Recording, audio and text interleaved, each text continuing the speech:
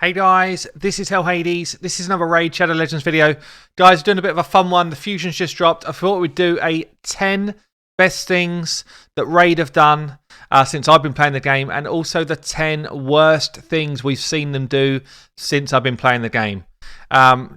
Just a bit of a walk down memory lane. If you guys have got different ones, please comment below. Also, guys, I am massively pushing for 100,000 subscribers in my first year of YouTube. So if you have not done so yet and you watch my videos regularly, that's over half of you guys.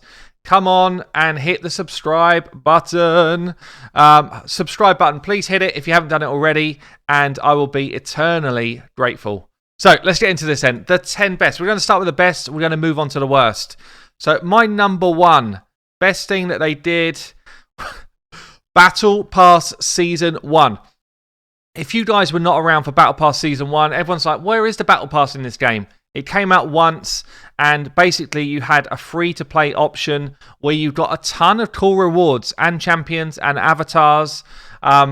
And they had a pay-to-play version, which was really good value, which got you this legendary bad champion, but a ton of good stuff along the way, including glyphs and speed gear and energy and chickens and other champions. Included Frozen Banshee as a champion. It was a really, really cool event. Really cool thing to do in the game.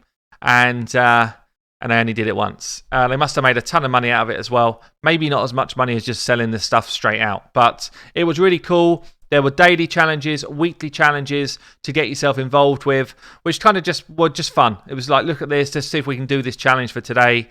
You couldn't do them all, but you didn't have to do them all. Just generally, it was brilliant. And they stopped doing it. So that's number one. Battle Pass Season 1. The second one for me is... And again, for those that are new to the game, you won't have ever experienced not having this. An artifact filter. Wow, it still needs to be improved. But I tell you what, before we had this, the game was dire in terms of trying to find pieces of gear with speed on it, or with speed and crit, or champions that are already wearing stuff that you want. Honestly, it was insane. Every time you wanted to do a re-gear, you had to pull a ton of champions out of the vault just to see if they were wearing any gear that you needed. This was an amazing addition to the game. I know a lot of games have this in from the start, but Raid didn't, and for me, second best thing. Next one is just like acts of generosity that come around now and then. So here's an example. When lockdown hit, it's actually really hard to see. When lockdown hit, pretty bad vision. We got some freebies as a stay home, stay safe. Just a generally nice gesture from Raid. Void shards, chickens, energy. And in a similar vein to that, we got the same type of stuff at Christmas last year. So Void, legendary shards, legendary skill tome, bruise, chickens, that type of stuff. So just now and then they do it and you're like, yes, thank you for just having a heart and not just trying to rinse us for everything we've got all the time. Next greatest addition for me, I think in the top 10 is actually the Forge. I really like the Forge. I like the fact that we can craft gear and really good sets of gear as well.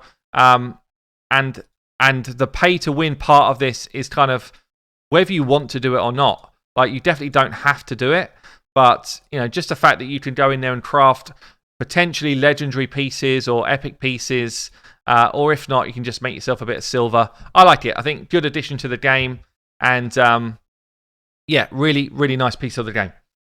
Next one, again, if you guys are relatively new, you won't have realised this, but the dungeons came out as stage 15 max. Now we've got 16 to 20, which is a much better challenge and way more fun. So, for me, moving the dungeons onto stage 16 to 20 and being able to farm 6-star gear instead of just 5-star gear, really great change in the game.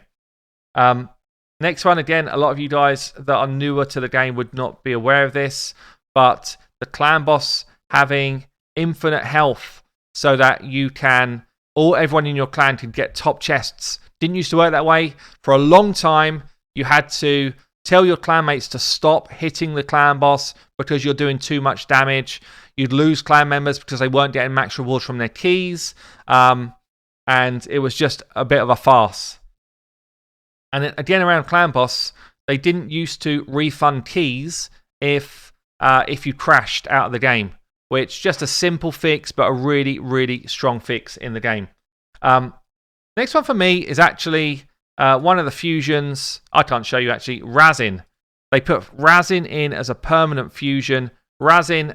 So they did this actually after they'd messed up a ton of stuff, but Razin going in as a permanent fusion is a brilliant addition to the game. He is a beast. He hits crazy hard. He's useful in just about any content in the game. So applying Razin as a permanent fusion for everyone coming through the game, for me, was a fantastic move. Next one, fairly recent addition, is actually the advanced quests. So giving you more opportunity to earn energy, arena refills, a couple of gems. They're so stingy with their gems. I don't know why they're so stingy all the time. A few gems, a few more faction war keys. Love this. So yeah, I just think the addition of advanced quests and a chance to get books on a monthly basis is just a brilliant, brilliant move for the game. And then the last one for me is actually going to come back to something which they just do now and then. These like easy to complete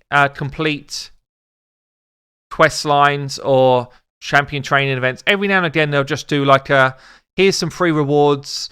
We want you to test this out for us. Basically, it's just like a login reward. So this type of thing, I think, just goes down so well with the community. So that's my 10 best ones, guys. If you've got any additional best ones, throw it down below. We're going on to the 10 worst. So some of these almost like mirror the best.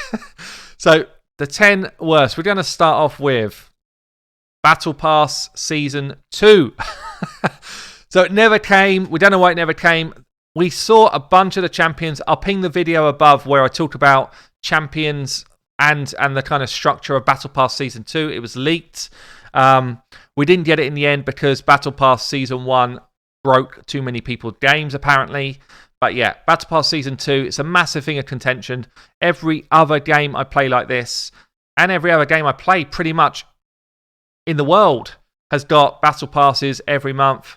Raid doesn't seem to be able to do it. The second one is going to be 2 fusions. I'm going to wrap these into one. Tormund and our buddy Rotus. Both of them came out absolutely busted. To the point where they needed significant nerfs. Lots of people invested a ton of cash and time into both of these fusions. Tormund remains basically busted, but he's nowhere near as busted as he was. Can you believe it? Rotus has just got nerfed and he's not busted anymore, but a lot of people just unhappy about the way he's been treated.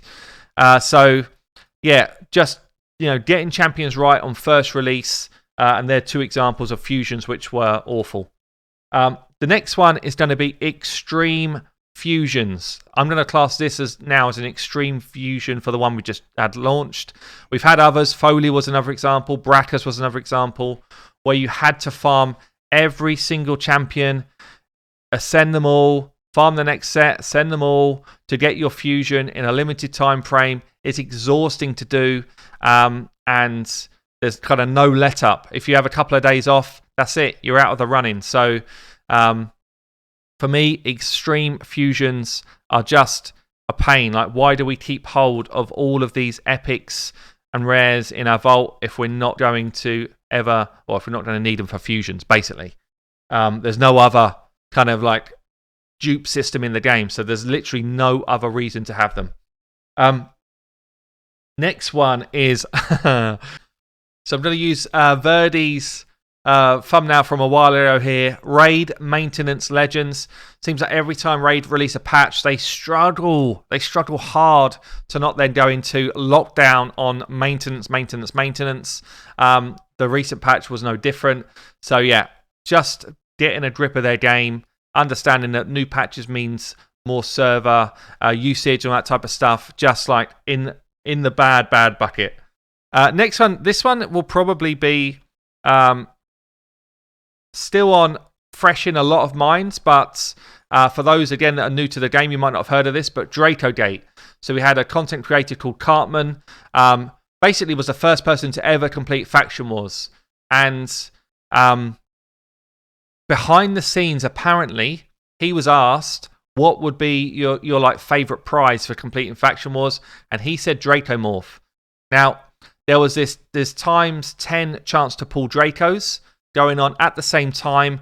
He pulled like something like 2,000 shards, 2,000 ancient shards. Didn't get Draco, flipped out on his stream, decided he was going to quit the game, and then live on stream, he went back into his account and Draco had just appeared. Live on stream. Now, we were told that Cartman got the Draco because of his Faction War achievement. Everyone didn't believe that. Everyone just figured it was because he flipped out and they didn't want to lose him as a player. You can make your own decision, guys, but it was a real bad time in the community. Everyone literally flipped out. It was just like, I put out a video of an interview with Cirilla talking about this. I've never had so many down thumbs on a video in my life. It was horrendous time for the community. This probably is the worst one out of the top 10. So other ones in this then, we've got arena boosting happen again today. Classic arena, they seem to just want boosters to win the classic arena every week without any sort of comeback. You guys might know some of these players that do this. Yeah, week in, week out, they can't seem to get a grip of arena boosting and just giving away the top prizes to people that basically pay for them, which is shocking. Another one in the worst 10 is just the state of the arena. So the arena's got better over the last 2 weeks. Turns out the arena has got better, and it was because of a bug.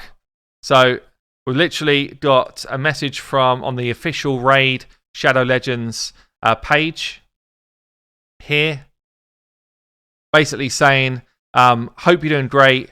We are fixing the arena, but the fix that you think went in is not staying. These are not bot pages, but these kind of old account pages. I feel like they are bot pages, but anyway, these old account pages where they're really weak will not be staying. They're going away.